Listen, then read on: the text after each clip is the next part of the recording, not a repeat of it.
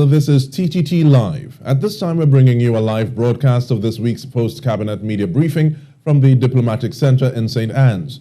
Coverage is on TTT, Chalk City 91.1 FM, and TTT Live online. Good afternoon, members of the media and viewing public, and welcome to today's post-cabinet media briefing. Decisions were made today, and joining us at this briefing are Ministers Sinanan and Imbert, who are here to speak to two specific issues, and I would like to open the floor to Minister Sinanan first. Good afternoon all, and welcome. Good afternoon all and welcome. I'm here to just give a briefing on the sea bridge, the vessels on the sea bridge, and an update as to where we are. The two new passenger vessels, I'm happy to report that both are on track, and we are expecting the first delivery sometime in November, once everything goes as planned, and the second vessel sometime closer to the end of the first quarter of 2021. All indications are that the vessels are on track at this point in time, and we look forward to the arrival of the first vessel, the APT James, sometime later on this year. I also want to give an update on the cargo vessel at this time.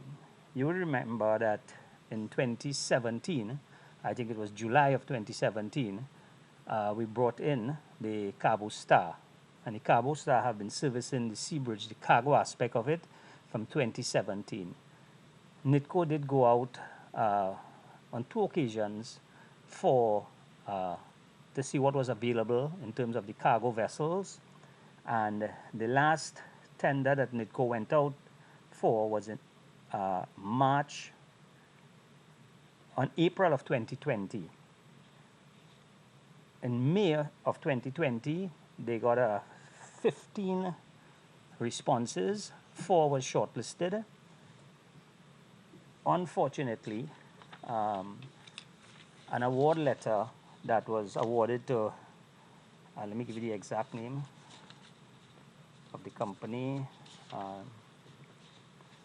It is the exact name of the company,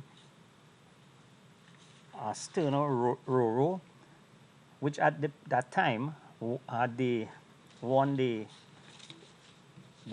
was the preferred supplier and was awarded the award letter.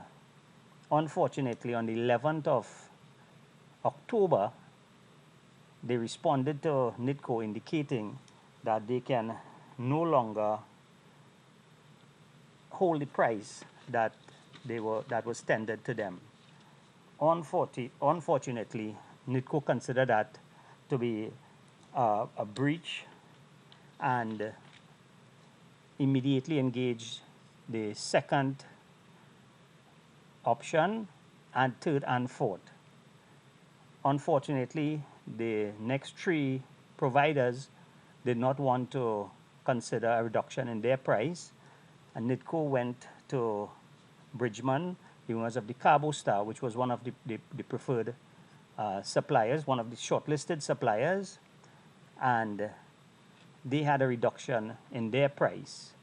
So at this point in time, this morning, Cabinet have accepted the recommendation from NIDCO that we renew the contract for the Cabo Star for a further 2 years at a reduced rate of $16,000 US per day. Remember, the Cabo Star, when it first came in 2016, was $21,000 US per day, and that rate was renegotiated once the contract had expired. And the new contract for the Cabo Star will be at $16,000. When you consider the rate of the MV Kerry, which was the preferred at the time, it was $20,500. The provider then sent a letter to NIDCO indicating that they can not do it for less than $23,300. So NIDCO terminated the negotiations with them on the repudiation, they consider that to be a repudiation breach, and NIDCO then used that to continue the negotiations with the other providers. So at this point in time, the Cabinet have accepted the recommendations from NIDCO to renew the Cabo Star at a rate of $16,200 US per day for the next 2 years. Now, with the arrival of the 2 new passenger vessels, what we will have on that is a lot more capacity for cargo as well. So we have the advantage of 2 new passenger vessels with cargo facilities. What that will allow us to do is to take products to Tobago that we will want to get to Tobago at a faster rate. So you have the options of the 2 new passenger vessels taking cargo, and then you have the Cabo Star, which will take cargo like materials, building materials, or any other cargo that can, withstand the journey of over 5 hours.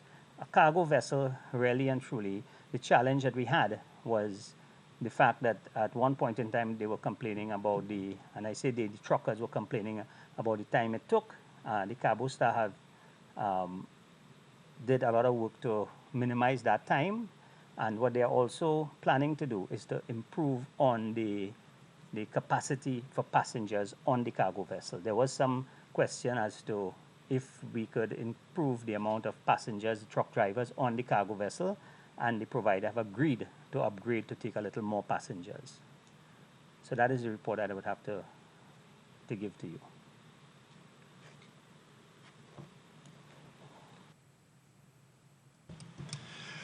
All right. We'll move across to Minister Imbert now.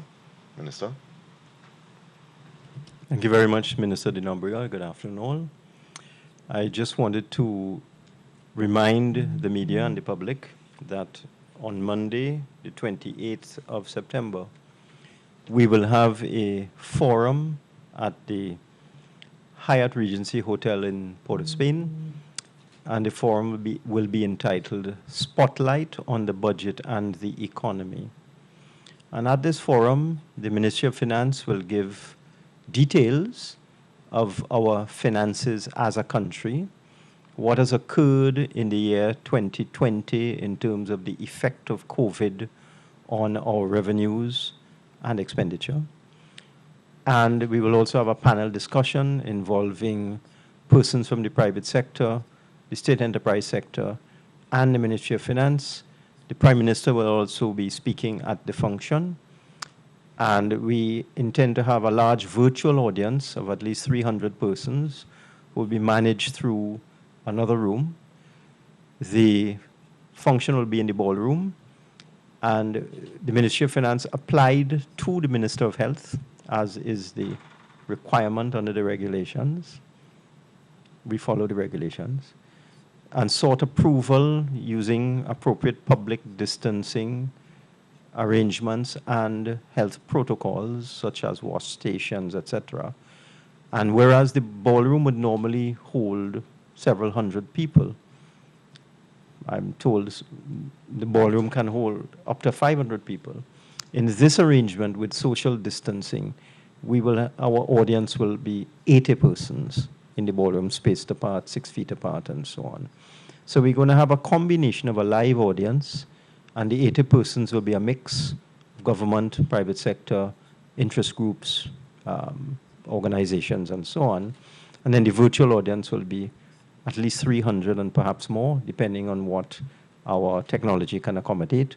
And we will have a system for persons to send in questions and have a response from the panel discussion. The event will take place for approximately, I would say, about 5 hours, from 8:30 in the morning to 1:30 in the afternoon. And what it is intended to do is to let the public know exactly what's going on with income and expenditure in Trinidad and Tobago, what has happened in this last year, and maybe a very, very brief look into what we're looking at for next year.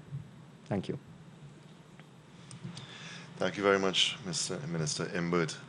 Can I ask Mr. Imbert is not able to spend the rest of the afternoon with us. So if there are any questions, if we could deal with Mr. Imbert first, and then he can be on his way. Thank you. Sure. Round 36, Mr. Minister, could you at least give a sense of what the deficit situation would be looking at like for this fiscal year? Well, I had gone to the Parliament twice to do amendments to the Heritage and Stabilization Fund Act, also to give statements on the situation with respect to COVID-19, what it was doing to our income, our balance of payments, our COVID relief measures, etc. And I had indicated then that the estimate at that time was in the vicinity of $15 billion.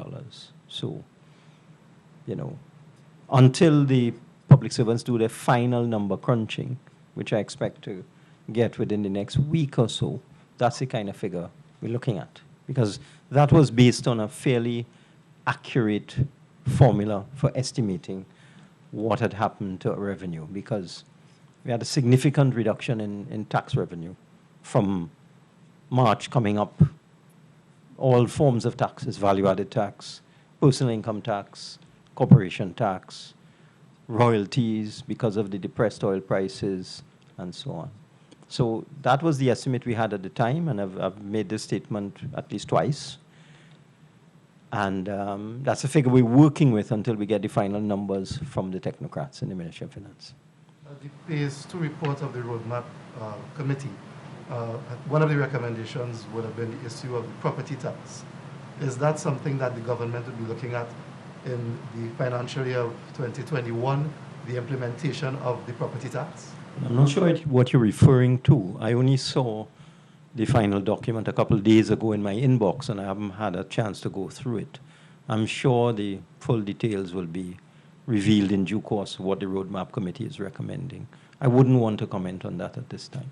But we had committed in our manifesto to continue with the Revenue Authority and the property tax system. That's there in black and white. We didn't hide from anybody with that. I mean, we put it there, that we were doing the valuations of properties and preparing the valuation rules in order to allow the implementation of that particular tax. And also, we were continuing our work on the Revenue Authority. So it's not a secret. Given the situation, as you have outlined, and others as well, in terms of the economy, the private sector as well, persons who may be suffering financially, homeowners, would it be a challenge to expect persons to be able to pay the property tax as outlined? Well, it's a sort of a catch-22. It's a very complex situation. Because on the one hand, the commentators tell us we should balance the budget. So let's say we had a $15 billion drop in revenue. So let's say our revenue was $35 billion instead of 47 or 48 that we had planned. If we balance the budget as the commentators or some of them tell us to do, we'll have to cut $15 billion out of our expenditure profile. Now, already we're running a very tight ship. We're already at a situation where we're not really overspending.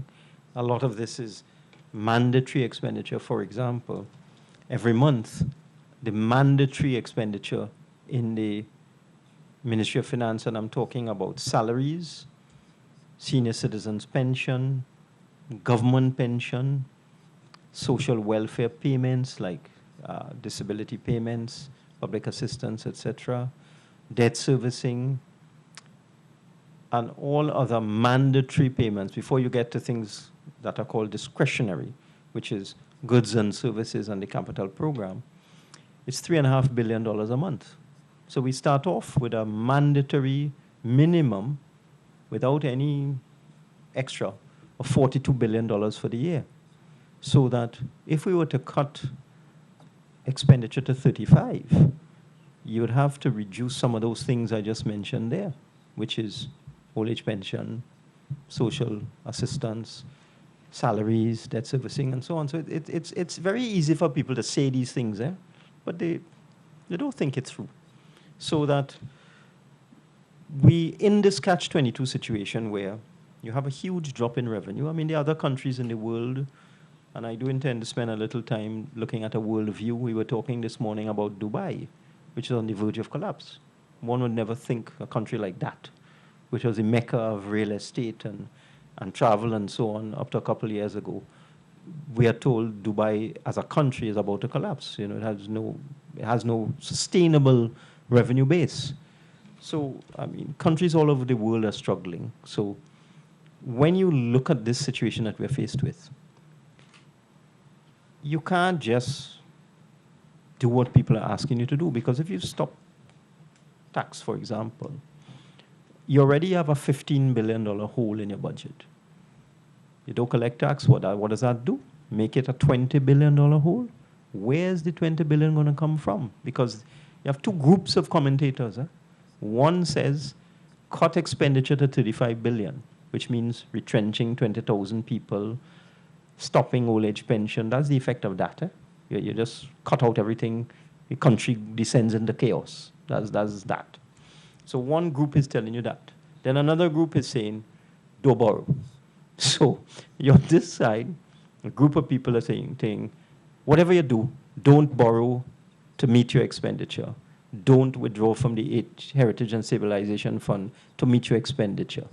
So how on earth is one supposed to deal with these two competing things? So we have to be very, very, very careful about any reduction in tax collection, because what that does, it prevents us from doing the very things that the businesses need to survive, to keep the cost of goods and services at a reasonable rate and all that sort of thing. So it's easy to say, but not easy to do.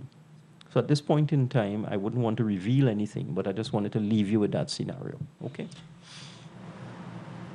Minister, are you doing much consultation with the new ministers who will have come in, you know, towards the budget at all? We don't have very many new ones, you know. Okay. One or two. And I'm just picking a point. One of the Prime Minister made the point when he assembled the new cabinet is that he wanted continuity and experience. We have a few new ones. And yes, of course. I had a consultation, for example, with the new Minister of Housing just a couple of days ago, looking at the housing program, going through the manifesto, seeing what we promised and seeing what we can deliver in this year 2020, because I'd like to make that point too, because the commentators have a strange way of dealing with things. A manifesto is a 5-year plan. So what we have in there, some of it would be in year 1, year 2, year 3, that sort of thing. So I sat down with the Minister of Housing virtually and her staff, and we went through the entire housing section in the manifesto to look at the deliverables that we had promised, the targets we had set, the way we want to make it easier for people to do business and easier for people to get an affordable home and so on. And the minister will come back to me very shortly with some proposals on how we're going to implement what we have put in the manifesto for housing, which is, for example, 4 categories of HCC homes, stretching from a very basic starter home that should cost about $250,000 right up to a middle-income home from $1 million to $1.5 million, and other things that are in the manifesto, such as reserving 20% of all housing contracts for small and medium-sized building contractors and that sort of thing. So yes, I have been consulting with the ministers, both new and old. Okay. Minister, there have been some reports that Long Circular Mall and Trinity Mall are now for sale. We just wanted to find if that is a strategy that the government is exploring with regard to the sale of assets that may fall under the state as a result of this pandemic period. One of the problems I've had, one of the challenges I've had to face as Minister of Finance over the last 5 years, and the government as a whole, is the level of misinformation in the newspapers, especially in the business editions in the newspapers. I sometimes wonder, when I read these articles, are they floating it out, you know, trying to fish, to catch a fish on a hook or something like that? No decision has been made to sell those 2 malls. Okay? What I can tell you is that the liquidator is in the process of getting valuations of the assets. Because in order to dispose of the CL Financial assets and the CLICO assets, the liquidator is required by the court. Remember, it's a court-appointed liquidator, and it's a court-supervised liquidation. So if, for example, there was an intention to sell Long Circular Mall or Trinity Mall, as that article, I don't even know what to call that article, so don't let me say anything. That inaccurate article indicated the first thing that the liquidators will have to do is get valuations. Having got them, then the board of the companies would sit down and determine whether this is the right time. Because, for example, the value of a shopping mall in 2020, in the middle of COVID, you don't need to be an expert. It's much less than it was in 2019. I mean, one of the sectors that has been affected most profoundly by COVID is retail outlets in a shopping mall. So that certainly the value of a shopping mall in the middle of this COVID situation would be far less than it would have been a year or two ago. So this is not a good time to sell. But there's nothing wrong with getting a valuation in 2020, and what I've asked them to do is to get a 2019 valuation as well. So let's see what the reduction in value would be, and that will inform any decision that will be taken. Okay? Minister, you recently had invitation for consultations regarding the budget. One of the unions flatly said no, instead having a press conference. But how has been the responses from the various interest groups? All right, but that's not a union. That's a group. And you know who the head of that group is?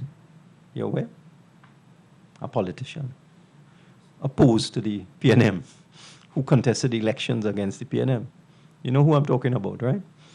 So that when you hear things coming from NIDCO, you have to take it with a grain of salt. Look at the composition of the leadership of NIDCO. Come on. You have active politicians contesting general elections against the PNM. You really expect them, after they get so much licks in the election, to come out and be so favorably disposed towards us? I mean, be realistic. But I'm very happy to say I have received proposals from JTUM and other trade union groups, and we have an avalanche of proposals coming in. I asked my staff to summarize the proposals for me in bullet points. I looked at it last night. It's hit 45 pages already. And this is just bullet point. So we have a lot of recommendations coming in. It's very interesting, some of the recommendations that are being made. And I'm really grateful that people have, taken the decision to make recommendations. And they're coming from everywhere, private sector, NGOs, civil society, trade unions, business groups, all that sort of thing. So yes, we're getting tremendous feedback from the public. Minister, I know you're pressed for time. Can you take one or two? No, all right. All right. Minister, in the Parliament and also on Twitter, you have given updates in terms of the salary relief grant payments. Yet we do continue to hear these persons saying, well, they haven't gotten the grant or the employees haven't gotten it. How do you respond to that when you hear those things? With TV6, right? Yes, okay. It was a Guardian story I reacted to the other day. Just wanted to clear that up. There's a lot going on with the salary relief grant. Now, of course, there will be human error. There will be applications that may have fallen through the cracks and are not being dealt with appropriately. But there was a particular story in The Guardian the other day where they interviewed 3 people who alleged that they had not received a grant. And it was a big story that, this is not right, this is not fair, people are suffering, etc. We took our time, we investigated, and all 3 persons, the information was wrong. One had got a grant, one never applied for a grant, and the other one had got a grant from social development. So in each instance, there was nothing to back up what was there. What we've also found is that people have been double dipping. Now, it's not unexpected. I mean, remember, people are desperate. You have to have a human side in all of these things. So if a person double dips and they get 4,500 from the Ministry of Finance, and then manage somehow to get through the system in the Ministry of Social Development by not making a proper declaration on the form, because in these 2 ministries, you have to declare whether you have received income from anywhere else. So if somebody somehow manages to trick the system and they get 4,500 from finance, and then they somehow manage to penetrate social development by pretending they got nothing, and they get another 4,500, I mean, it is an offense, and we are looking into it. My central audit unit has prepared a report for me, and we are considering what action should be taken, including prosecution. But you have to understand people are a bit desperate here. So a lot of what you're hearing out there would fall into two categories. People who genuinely applied and didn't get their grant, and we go through those systematically, and people who are just not telling the truth. So, but we are going to continue. We're extending the life of the program, the unit, to the end of the year, calendar year, to deal with the entire backlog of applications of persons who applied but did not qualify for one reason or another. They put the wrong information on the form, or they didn't supply a certain critical document, such as their copy of their passport or birth certificate or something like that. And we will diligently go through every single one, and we will pay everybody who is a genuine case. But it's quite a laborious task.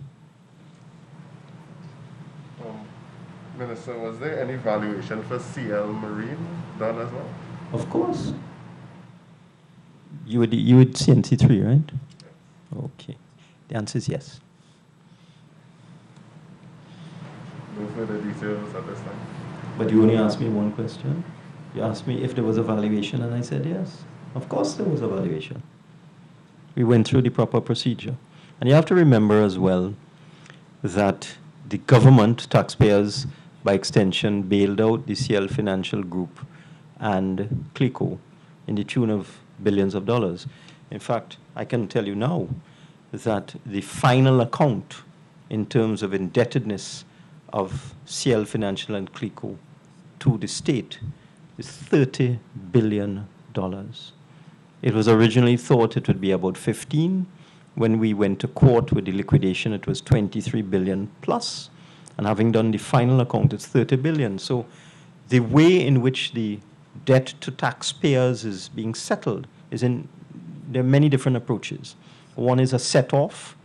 In other words, you get value for debt. So, for example, the Golden Grove estate in Tobago was acquired for the Sandals Hotel project, and it was valued, and the estate was transferred to the government, and then the debt was reduced by that amount. So in the case of CL Marine, if you read my press release, I thought I'd been very clear in my press release that based on the liquidation, we were going through the process of acquiring strategic assets and netting off, setting off the value of these assets against the debt owed and reducing the debt accordingly.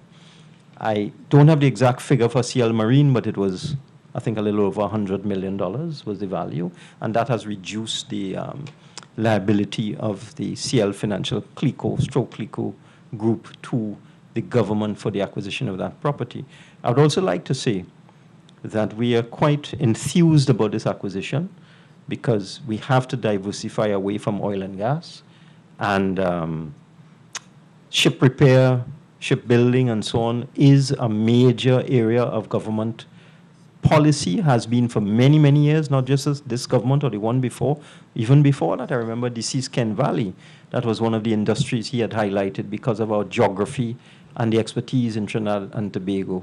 Shipbuilding and ship repair is a major area of diversification. We've also just acquired, or in the process of acquiring, brand new vessels, the 2 fast ferries the minister spoke about. There are 2 military vessels coming from Australia as well. We have the Galleon's Passage and so on. And this facility at Chaguaramas is also intended to repair those vessels. So it serves a multiple of purposes.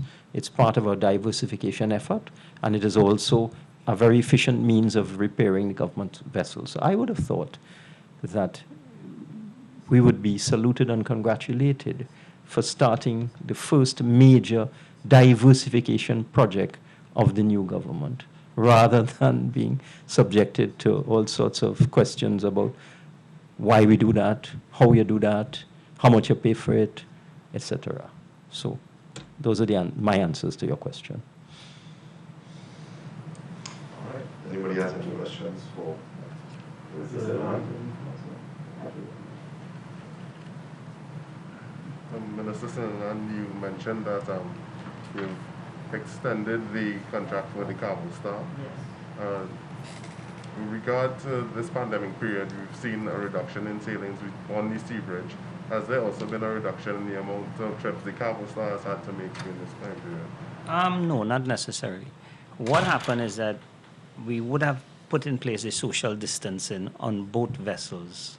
So having the social distancing in place, what we try to do is to ensure that, the trips continue. There was at one point in time a very low demand, and that is when we took out one of the vessels. So once the demand is there, we have the capacity because we're actually reducing the amount of people going on the vessels. In terms of this period, the cargo vessels are going, I think it's 6 days a week, and they're going with as much cargo that has to be taken to Tobago. So we have not had any major reduction in the amount of trips for the cargo vessel. The passenger vessels, yes, because we have actually 3 vessels working for the first time, passenger vessels operating, and I saw some snapshots where a couple of times we had actually 4 vessels crossing for the first time in Trinidad. You had 3 vessels crossing, and you see them out there. So we have a very efficient sea bridge now. We have a lot of capacity. Unfortunately, the demand, and we all know why at this point in time, we have to adjust, and we have that flexibility where we can take vessels out at any point in time, and we can put them back in service if required. Any update on the air bridge? I think that the air bridge should have been pointed to Minister Imbert. He's the line minister for the air bridge. But when you say update, I mean... Well, you say we have a very efficient sea bridge. Well, the air bridge is operating. We are in the COVID period, which is a challenging period for everybody. And the demand would have been reduced, obviously. But Caribbean Airlines, I think, hats off to them. They have done a wonderful job throughout this period to ensure that, if you want to fly to Tobago, the option is there. But again, they will have to operate based on demand. But they do have the capacity if required. I just have, Minister, you could probably maybe able to predict it. The maxi taxis continue to operate with the windows closed, whereas I know a few months ago, with the whole COVID thing, there was a call for maxi men to open the windows, have that ventilation getting in. But now the risk is more of an aerosolization due to the enclosed space with the AC units operating. So I don't know if you would want to make a call using moral suasion to ask Max. We have met with the different associations, and that was one of the requests that was placed on the table by both the Ministry of Works and the Ministry of Health. And I can say most of the maxis are operating with their windows down. I mean, there are some who will operate, not the way we want them to, but we continue to use our persuasions to actually get them to keep it open. Because, the Ministry of Health would have indicated the importance of keeping the windows down and minimizing the use of the air condition. However, you have to recognize, and if you have rain and so, it might be impossible to keep the windows down. So we try our best to work with them and have them respond in a manner which will be satisfying to the Ministry of Health, the Ministry of Works, and all the traveling public. I really have to press you on that because, I was up and down the bus route today and I couldn't find one that had the windows open. We will continue to play with them. And we will ask our officers on the bus route to have that conversation with the drivers. But what is the difference from before? Because about 6 months ago, people were doing it, and now nobody's. So can I ask, Minister, can I ask if you want, I can always ask the Minister of Health and Minister of National Security to maybe ask to get an answer to that. But I would suspect that would be outside of the Minister of Works and Transport's purview. That is when we talk about social responsibility, that is part of the social responsibility of the drivers. of the maxi taxis. But what is the difference to now from Well, before? 'Cause they again, were complying and now they're not? I mean, Yeah, well, I nobody- think it's nobody has a no question that we will have to put to the maxi taxi drivers. I mean, I can't answer that question. No, but For the them. thing is, it was, you guys were firm, you had made the call, this was about 5 months ago or so, and they were doing it, but now nobody has the ventilation coming in at all. We will take up that conversation with them again. TTT.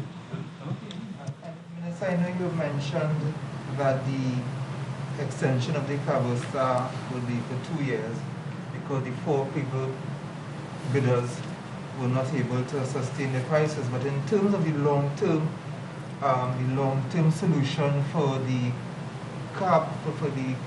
cargo, what next? Is there a return to the bidding?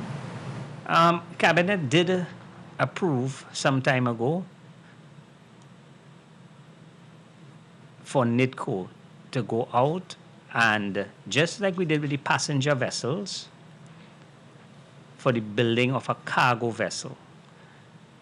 At the end of the day, we can't do everything at one time, but that cabinet note still has life in it, and NIDCO will continue to pursue the options of a custom-built vessel for the requirements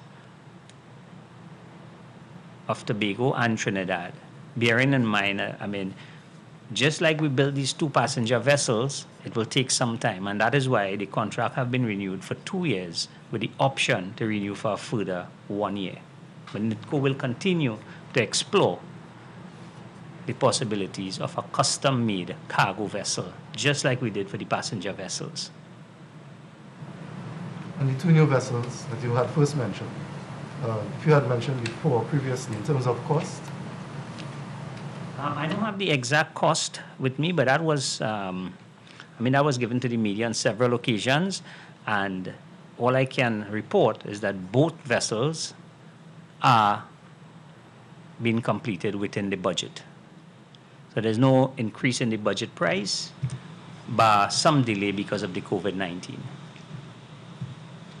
Minister, have you gotten any feedback with regard to the license appointment system at the Ministry of Transport? I know that there was an extension to September 30th because of the issue with the website. Has there been... Well, no, there's no issue with the website. What you have is a appointment system.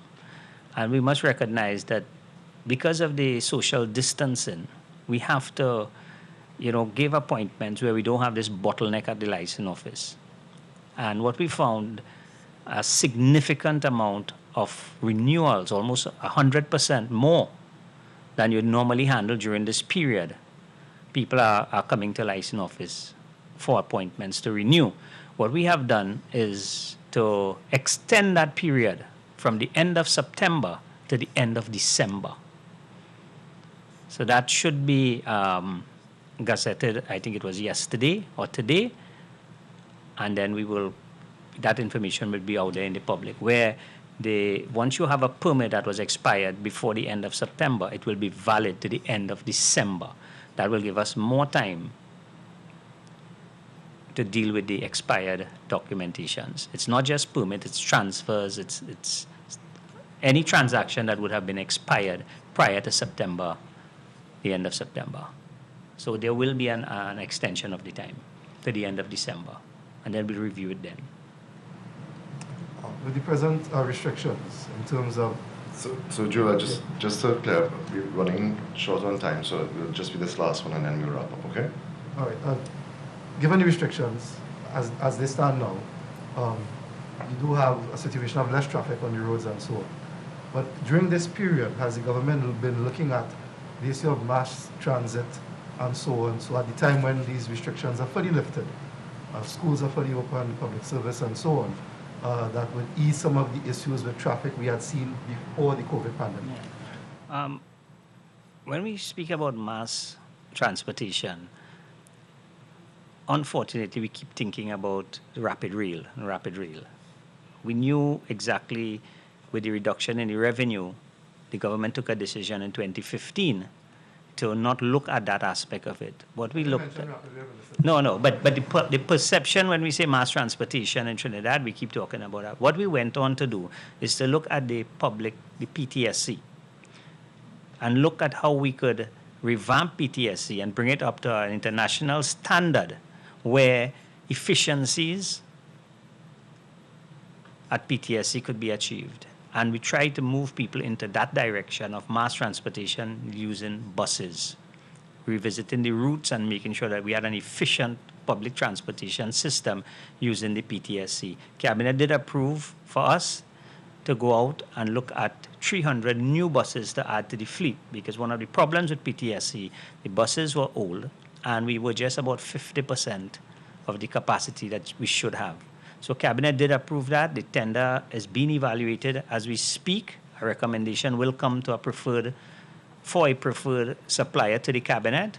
And what we are looking at, mass transportation through the PTSC. We're also looking at things like park and ride and so. But you must appreciate, now is not the time that you want to put mass transportation. There's no demand for it. And what we're trying to do now is to have that social distancing. So it's not really the time to push anything like that. But yes, there's a plan for once we have a post-COVID and thing goes back to normal, that we're expecting that the PTSC will take that role up about mass transportation, a much more efficient PTSC. Okay. I want to thank the members of the media here, as well as our viewing and listening audience, for joining us today for today's post-cabinet press briefing. Please remember, continue to wear your mask and observe all the health protocols. Thank you. Thank you.